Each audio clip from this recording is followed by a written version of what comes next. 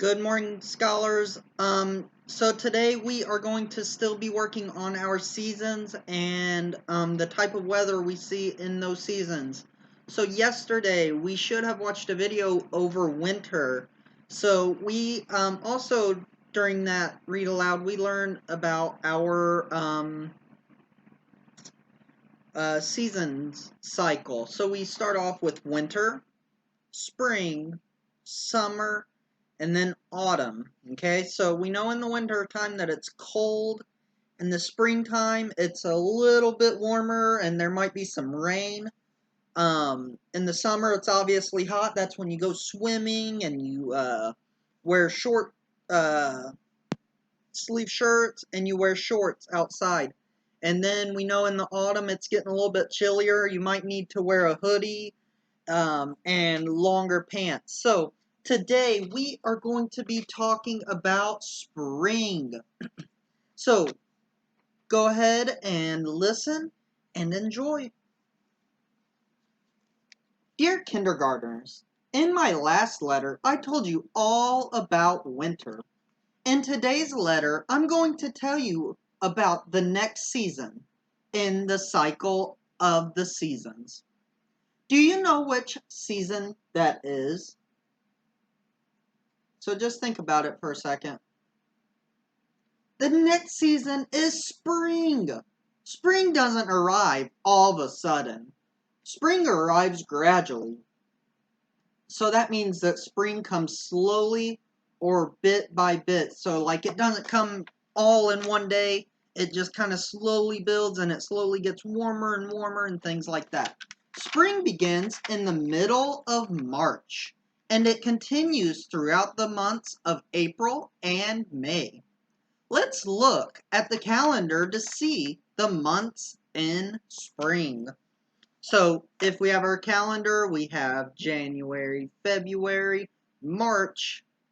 It starts in March, April, May, and then those days are spring. So March, April, and May are all months in spring. During spring, the days are longer than they are during the winter. That means we have more sunlight each day. The sun causes the air to get warmer. Any snow or ice that is on the ground begins to melt and the ground begins to thaw. So when something thaws, that means it is not hard or frozen anymore. So like for dinner, mom or dad might leave out like meat that was in the freezer to thaw so it isn't hard anymore so they can cook it. When snow and ice melt, they turn into water. This water flows or goes into the river and streams, making them very full. Rivers usually reach their highest levels during the spring. Sometimes the river water becomes so high it floods. When a river floods, that means the water comes over the side of the river and goes onto the land.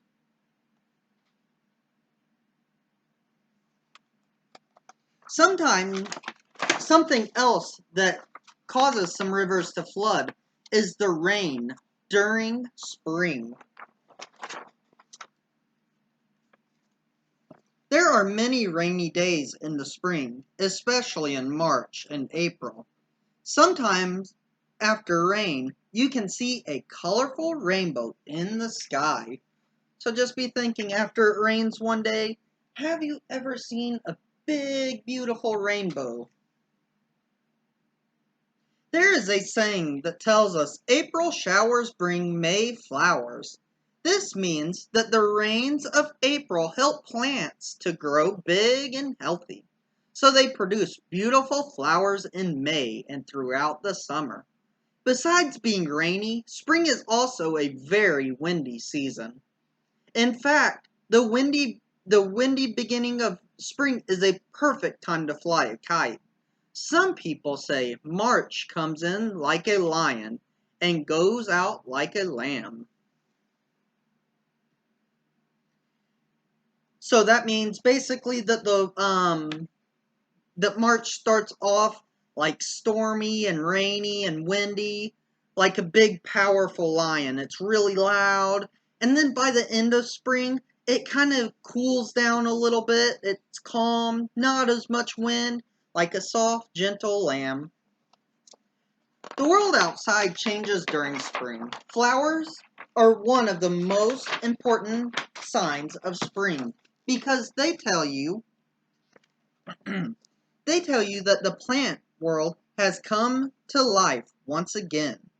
Soon bees will be buzzing among the flowers and birds will be chirping in the leafy trees. The days will become longer and the weather will become warm and pleasant. My hometown of Washington, D.C. is famous for the cherry blossom. The bloom here each that bloom here each spring. Do you remember what blossoms are? So be thinking about what the blossoms are. So the blossoms are part of the flowers. So you can see kind of that these flowers are kind of pinkish or a light purple color. In April, the cherry trees throughout the city bursts into bloom, and millions of brilliant pink and white flowers tell us that the spring is here. Many other kinds of trees have pretty, colorful blossoms in the spring too. Do you see pretty blossoms in spring where you live? So next spring, just be looking out for so many of the beautiful flowers that grow. Spring is an important time on farms. For the farmer, it is time to get back out in the fields. The farmer must plow his soil and prepare it for planting.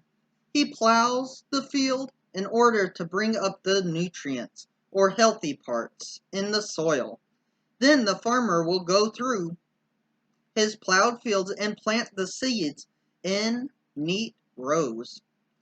A couple of weeks later, the field will be full of little green seedlings, or young baby plants. By summer, the seedlings will have grown into big green plants.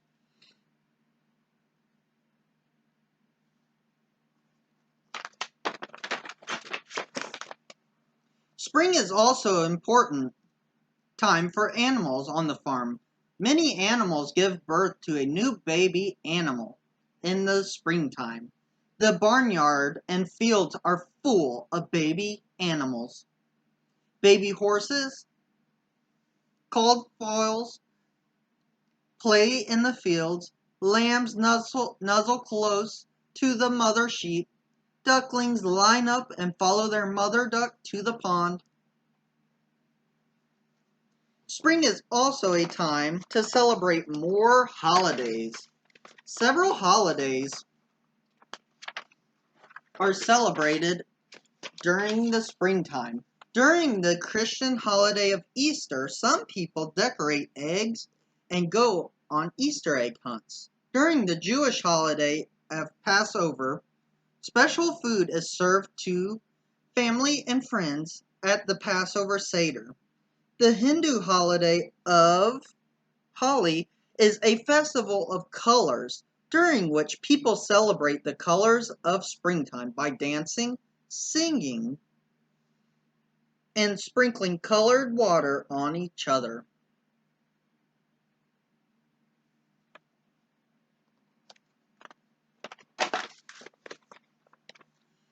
Another important holiday in spring is called Memorial Day. Memorial Day is celebrated on the last Monday in May.